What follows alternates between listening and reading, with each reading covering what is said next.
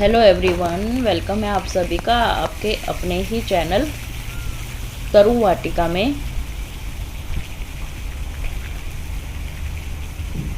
दोस्तों, वैसे तो सभी प्लांट फेवरेट होते हैं एक गार्डनर के लिए, लेकिन कुछ प्लांट ऐसे होते हैं जो हर किसी को अट्रैक्ट कर लेते हैं। या तो उसके फूलों की शेप ऐसी होती है, या पत्तियों की शेप ऐसी होती है, डिजाइन ऐसा होता है, या फिर उसमें फ्रेगरेंस ऐसी आती है। कोई ना कोई ऐसा रीजन होता है कि जो पास में चलने वाले का ध्यान अपनी तरफ प्लांट अट्रैक्ट कर ही लेता है। तो अब गर्मियों का सीजन है और गर्मियों में जैस्मिन का जो प्लांट होता है उसकी काफ़ी सारी वैरायटी है।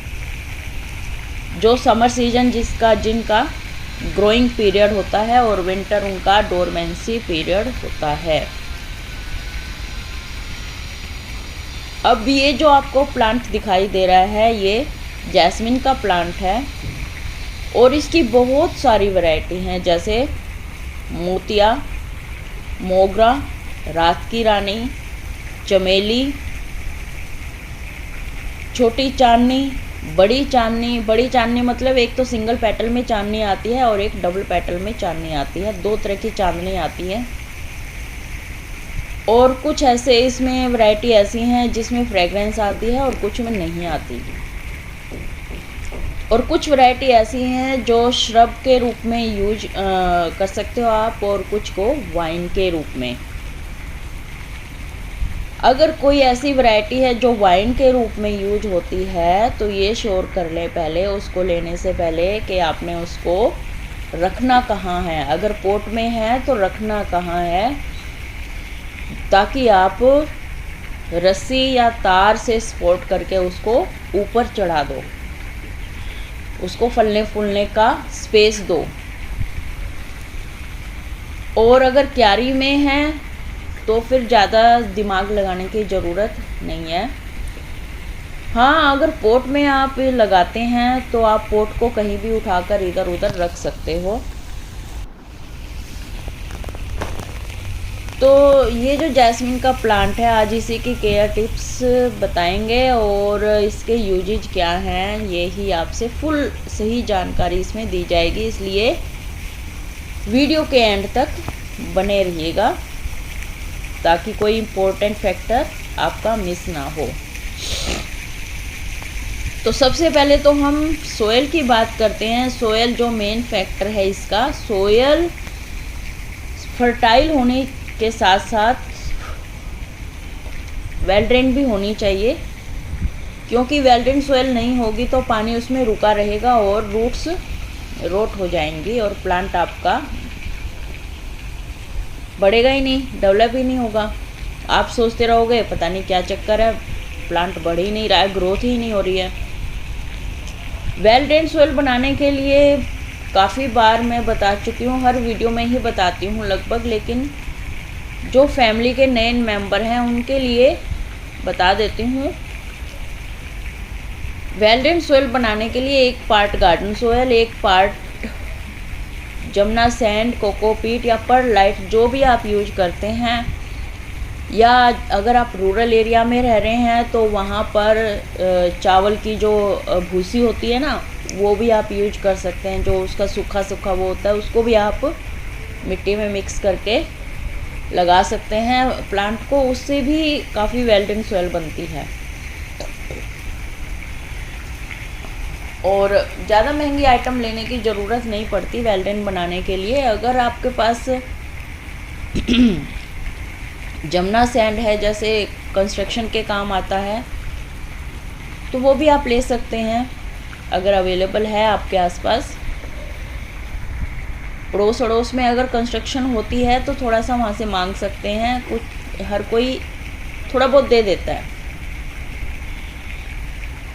और इस तरह से वेल ड्रेन सोइल बन जाती है। और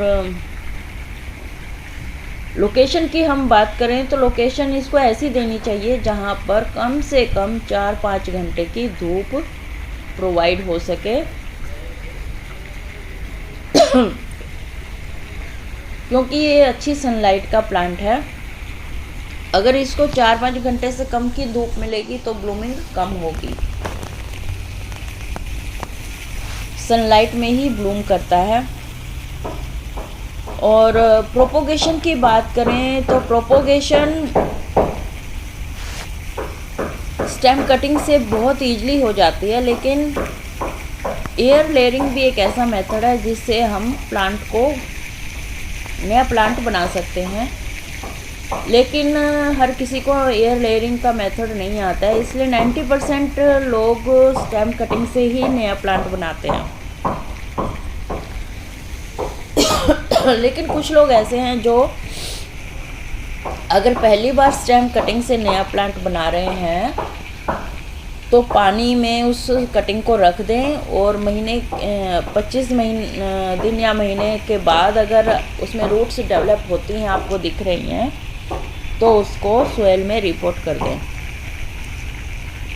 तो आपका प्लांट कहीं नहीं जाएगा, वो 100% सही 100% रिपोर्ट होगा, वो सक्सेस रेट उसके 100% होंगे। अगर आपको इतना कॉन्फिडेंस नहीं है कि हम स्टेम कटिंग से हमारा जो प्लांट है वो रिपोर्टिंग सक्सेस रहेगी, तो आप वाटर में भी डाल के कर सकते हैं दोबारा से रिपोर्टिंग। और इसके अलावा अगर फर्टिलाइज़र की बात करें तो फर्टिलाइज़र 2 बार तो साल में हैवी फर्टिलाइजिंग हम करते ही हैं सभी। लेकिन अगर गर्मियों में जब इसका ग्रोइंग पीरियड है तो गर्मियों में अगर हम इसको लिक्विड फर्टिलाइज़र दे देते हैं तो बहुत अच्छा रहता है। जो लोग केमिकल फर्टिलाइज़र यूज करते हैं उनके लिए NPK 5-15-45 बहुत अच्छा है, बेस्ट है। और जो ऑर्गेनिक यूज करते हैं, जैसे मैं करती हूँ, मैं ऑर्गेनिक यूज करती हूँ, मैं केमिकल यूज नहीं करती अपने गार्डन में, तो उनके लिए बहुत सारी ऑप्शन होती हैं। आप वाइट विनेगर यूज कर सकते हैं वाटर में डाइल्यूट करके। बनाना पील का लिक्विड फर्टिलाइज़र यूज कर सकते हैं। इसके अलावा गर्मी में वर्मी कंपोस्ट टी बनाकर यूज कर सकते हैं। काऊ डंग मैन्योर की टी बनाकर यूज कर सकते हैं, जो ठंडे रहते हैं गर्मी में। इस पर भी मैं एक वीडियो बनाऊंगी, इसलिए मेरे चैनल पर बने रहिएगा। और क्योंकि ये हैवी फीडर प्लांट होते हैं जो ब्लूमिंग देते हैं, तो उनको ज़्यादा इससे ज़्यादा अगर फर्टिलाइज़र डालोगे तो नुकसान भी हो सकता है। और ये फर्टिलाइजिंग की बात हुई, प्रोपोगेशन की बात हुई, सनलाइट की बात हुई, लोकेशन की। इसके जो यूज होते हैं ना वो भी बहुत ज़्यादा हैं, क्योंकि इसमें जो फ्रेगरेंस है बहुत ज़्यादा आती है। तो मेडिसिनल यूज भी हैं इसके। मेडिसिनल यूज कैसे हैं? अगर कोई कैंसर पेशेंट है तो उसको डिप्रेशन से बचाने के लिए भी इसका यूज किया जाता है। जैसे आप रूम में बाउल में पानी डालकर इसके फूलों को डाल के रख दो, तो आपको हर घर में, हर कमरे में आपको फ्रेगरेंस मिलेगी इसकी, तो थोड़ा फ्रेशनेस फील होगी आपको खुद को ही। मेरी गारंटी, आप ये आजमा के देख लीजिएगा। और और इसमें इंडस्ट्रियल यूज में डीओ, परफ्यूम, इत्र, ये तो बनते ही हैं इससे। तो एक ज़्यादा ब्लूमिंग लेने के लिए भी ट्रिक है। ट्रिक क्या है? मतलब करना पड़ता है काम ये प्लांट के साथ। अगर आपने ज़्यादा ब्लूमिंग लेनी है जनवरी फरवरी में प्रूनिंग कर दीजिए, ये बुशी बन जाएगा और आपको मैक्सिमम ब्लूमिंग मिलेगी। अगर आपको लगता है कि आपके जो पोट में मिट्टी के ऊपर छोटी छोटी रूट्स दिखाई दे रही हैं, तो ये इंडिकेशन होता है कि आपके जो प्लांट की रूट बाउंड हो चुकी है। इसकी रीपोर्टिंग ज़रूरी है दोबारा बड़े पोट में। अगर बड़ा पोट नहीं है तो आप रूट को प्रून करके उसी पोट में लगा सकते हैं, थोड़ी मिट्टी निकाल कर। तो आई होप आपको ये वीडियो अच्छी लगी होगी, और फिर मिलते हैं नए अपडेट में। Bye bye.